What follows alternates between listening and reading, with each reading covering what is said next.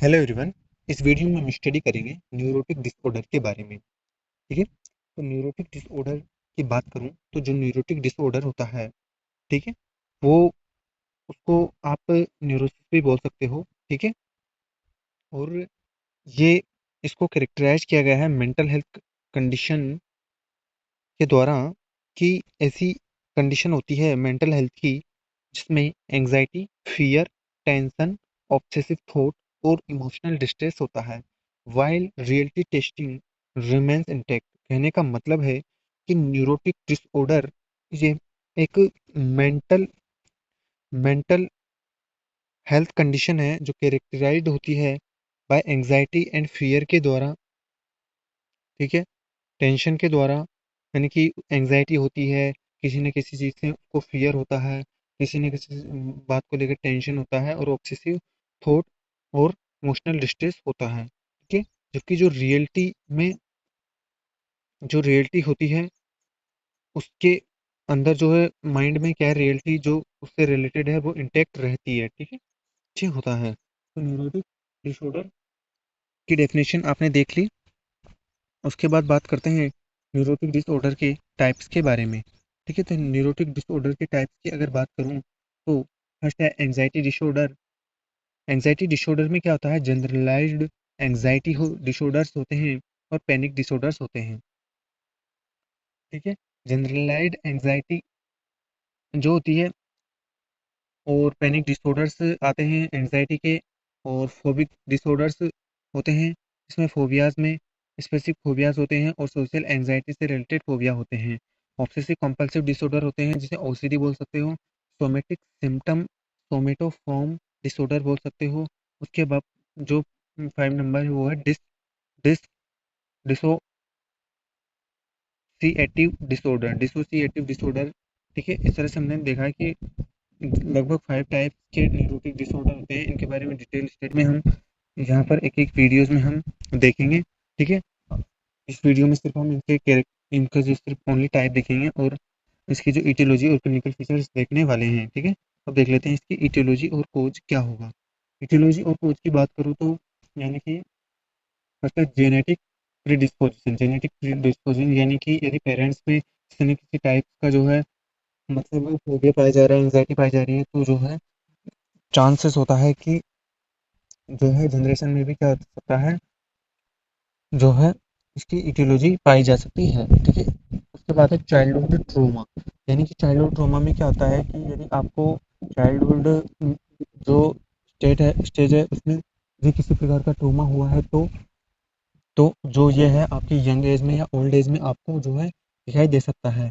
जैसे कि अगर आपको कभी आप पानी में डूबे हों, ठीक है, तो आपको जो है एक्वाफोबिया, हाइड्रोफोबिया हो सकता है, फियर ऑफ वाटर हो सकता है। यदि कभी आप जो है हाइट से गिरे हों तो भी आपको जो है उससे रिलेटेड फोबिया हो सकता है। उसके बाद स्ट्रेसफुल लाइफ इवेंट, आपकी लाइफ में कोई स्ट्रेसफुल फुल लाइफ इवेंट आया हो तो उसके बाद भी जो है वो भी एक इटियोलॉजी हो सकती है न्यूरोटिक डिसऑर्डर की। पर्सनैलिटी ट्रेट्स की बात करूँ तो लो सेल्फ एस्टीम और डिपेंडेंसी जो पर्सनैलिटी होती है उससे रिलेटेड वो भी एक इटियोलॉजी हो सकती है और कोज हो सकता है न्यूरोटिक डिसऑर्डर का। उसके बाद है न्यूरोकेमिकल इम्बैलेंसेस, स्पेशली जो सीरोटोनिन है, यानी कि स्पेशली बात करें तो सीरोटोनिन जो है वो मोस्ट कॉमन कॉज होता है किसका, न्यूरोटिक डिसऑर्डर का, न्यूरोकेमिकल इम्बैलेंस में। क्लिनिकल फीचर्स की अगर बात करूं तो जो क्लिनिकल फीचर्स होते हैं उनमें एक्सेसिव एंजाइटी एंड वरी होती है, यानी कि आपको एक्सेसिव एंजाइटी होगी न्यूरोटिक डिसऑर्डर में और वरी होगी। ठीक है, इरिटेबिलिटी होगी, ये स्लीप डिस्टर्बेंस होगा जिसमें इंसोम्निया मोस्ट कॉमन हो सकता है। ठीक है, पाल्पिटेशन और स्वेटिंग होगी। पाल्पिटेशन का मतलब है कि जो हार्ट बीट है आपकी बढ़ जाएंगी। ठीक है, स्वेटिंग होगी। ऑब्सेशन एंड कंपल्सन, ऑब्सेशन होगा और कंपल्सन होगा। ऑब्सेशन का मतलब होता है कि जो आपको किसी भी वर्क को लेके जो माइंड में आपके बारे में बार बार वो थिंक आ रही है, ठीक है, उसको बोलते हैं ऑब्सेशन। और उस थिंक को आने के बाद में जो आप एक्टिविटी परफॉर्म करते हो तो उसको कंपल्सन कहते हैं। ठीक है, और उसके बाद है इरेशनल फियर्स या फोबियाज। इरेशनल जो फियर्स यानी कि चिढ़ से, यानी कि किसी से आपको चिढ़ है तो चिढ़ होने के बाद जो फियर होता है उसको इरेशनल फोबिया या फियर या फोबिया आप बोलते हैं। ठीक है, बोला जाता है। उसके बाद में पोर कंसंट्रेशन, पोर कंसंट्रेट हो जाते हो, जैसे ही पोर कंसंट्रेट तो होंगे ना, जैसे ही वो फोबिया डेवलप होगा तो आप ओवर कंसंट्रेट हो जाएंगे। उसके बाद है फटीग, फटीग, ठीक है। और यहाँ पर है कि इंसाइट जो प्रेजेंट होती है, इंसाइट मतलब कि जो न्यूरोटिक डिसऑर्डर वाला पेशेंट होता है उसमें इंसाइट प्रेजेंट होगी, जबकि जो हेलुसिनेशन और डेल्यूजन है वो इसमें प्रेजेंट नहीं होते हैं, ठीक है। जो डिफ्रेंशिएट करता है साइकोसिस को न्यूरोटिक डिसऑर्डर से, जो एक मेन डिफरेंसेस होता है। अब डिफरेंस देख लेते हैं न्यूरोसिस और साइकोसिस के बीच में, जो कि कौन कौन से डिफरेंस होते हैं। तो यहाँ पर हम देख रहे हैं फीचर्स में रियलिटी कॉन्टेक्ट के बीच, इंसाइट के बीच, और हेलुसिनेशन, डेल्यूजन और सीवियरिटी के बीच में डिफरेंस देख लेते हैं, ठीक है। तो बात करते हैं रियल कॉन्टेक्ट की। तो न्यूरोसिस में इंटेक्ट बना रहता है, यानी कि रियल कॉन्टेक्ट वो जो मतलब रियल जो लाइफ होती है उससे कॉन्टेक्ट इंटेक्ट रहता है, जबकि जो साइकोसिस होता है उसमें इम्पेयर हो जाती है, ठीक है। एल्यूजन और डेल्यूजन होंगे तो इम्पेयर्ड होगा ही। उसके बाद बात करते हैं तो जो इंसाइट होती है वो न्यूरोसिस में प्रेजेंट होती है, जबकि जो साइकोसिस है उसमें एब्सेंट होती है। इंसाइट का मतलब होता है कि जो न्यूरोटिक पेशेंट होगा उसमें क्या होगा, जो उसमें डिजीज है उसका उसको पता होगा और वो उसके साथ सफ़र भी कर रहा होगा, ठीक है। जबकि जो साइकोसिस पेशेंट होगा उसको पता नहीं होगा कि मेरे साथ ये डिजीज है, ठीक है और वो सर्वाइव भी प्रोसेस वाले की तरह नहीं कर पाएगा। उसके बाद अगर हेलुजन और डेल्यूजन की बात करें तो जो न्यूरोसिस होता है इसमें एब्सेंट होते ही हैं और जो साइकोसिस में प्रेजेंट होते हैं। सीवियरिटी की बात करें तो मिल्ड से मॉडरेट तक सीवियरिटी हो सकती है, और इसमें जो साइकोसिस पेशेंट है उसमें उसकी सीवियरिटी वो होती है। मैनेजमेंट, अब मैनेजमेंट की बात कर लेते हैं यहाँ पर। मैनेजमेंट में क्या होता है कि आप जो न्यूरोटिक पेशेंट वाला होता है उसको साइकोथेरेपी देते हैं। साइकोथेरेपी में आप सीबीटी दे सकते हैं, जिसमें कॉग्निटिव बिहेवियरल थेरेपी होती है, जिसमें पेशेंट का जो बिहेवियर है उसमें मॉडिफाई किया जाता है उसको थेरेपी का यूज़ करते हुए। रिलैक्सेशन थेरेपी, रिलैक्सेशन थेरेपी में क्या होता है, जो पेशेंट होता है उसको जो है breathing relax, body muscles relax के लिए बोला जाता है, और उसको जो है थेरेपीज प्रोवाइड की जाती हैं। बिहेवियर थेरेपी, ठीक है। उसके बाद है मेडिकेशन, कौन कौन सी मेडिकेशन यूज की जाती हैं।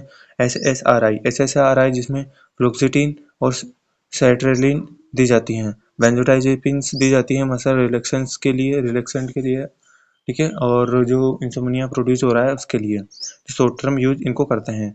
एंटी एंग्जाइटी मेडिकेशन भी इसमें दी जाती हैं, ठीक है। ये हो गया मेडिकेशंस और साइकोथेरेपी मैनेजमेंट। उसके बाद हम देख लेते हैं यहाँ पर जो इसका जो नर्सिंग मैनेजमेंट क्या होता है। नर्सिंग मैनेजमेंट में क्या करते हैं कि एक तो पेशेंट होता है उसको एक काम एनवायरनमेंट देते हैं, यानी कि जिस जिस मतलब जो इटियोलॉजी है उस इटियोलॉजी को पेशेंट से दूर रखा जाता है, ठीक है। और एनकरेज एक्सप्रेशन ऑफ फीलिंग्स, जो मतलब फीलिंग्स हैं पेशेंट की उनको एनकरेज किया जाता है एक्सप्रेस करने की, ठीक है, बताने के लिए। और जो रिलैक्सेशन टेक्निक्स है उसको उसको बताया जाता है। और मॉनिटर मेडिकेशन कॉम्प्लियंस, जो मेडिकेशन कॉम्प्लियंस है उसको भी मॉनिटर किया जाता है कि टाइम से मेडिकेशन ले रहा है या नहीं ले रहा है, उसका क्या इफेक्ट हो रहा है वो भी नहीं हो रहा है, ठीक है। और उसके बाद से रिड्यूस स्ट्रेसर्स, जो स्ट्रेसर्स हैं उसको कम किया जाता है। तो ये होता है नर्सिंग मैनेजमेंट, ठीक है। तो ये था न्यूरोटिक डिसऑर्डर के बारे में एक शॉर्ट वीडियो, ठीक है। इसके बारे में जो है इसके जो पर्टिकुलर जो डिसऑर्डर हैं जिसमें ओसीडी आता है, एंजाइटी डिसऑर्डर आते हैं, फोबियाज आते हैं, उनकी डिटेल स्टडी नेक्स्ट वीडियो में पढ़ेंगे, ठीक है। और ये जो सारे इटियोलॉजीज हैं, फार्माकोलॉजीज हैं और नर्सिंग मैनेजमेंट में वो सभी में सेम चलेंगी, ठीक है। तो मिलते हैं नेक्स्ट वीडियो में।